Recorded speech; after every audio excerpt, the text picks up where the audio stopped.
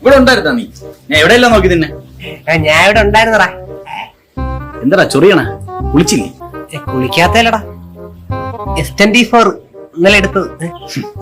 എന്റെ രണ്ടെണ്ണം ഉണ്ട് ഇതുപോലത്തെ, അത് അൾട്രാ. അളിയാ ഞാൻ പുതിയ ഷർട്ട് എടുത്തളിയാ, ബ്രാൻഡഡ് ആണ്, ബ്രാൻഡ് എടുക്കണ്ട. നോക്കി ഇതാ ബ്രാൻഡ്. ഇതാണോ നിന്റെ വലിയ ബ്രാൻഡ്? ഓളിയാ 1000 രൂപ, 1000 രൂപ.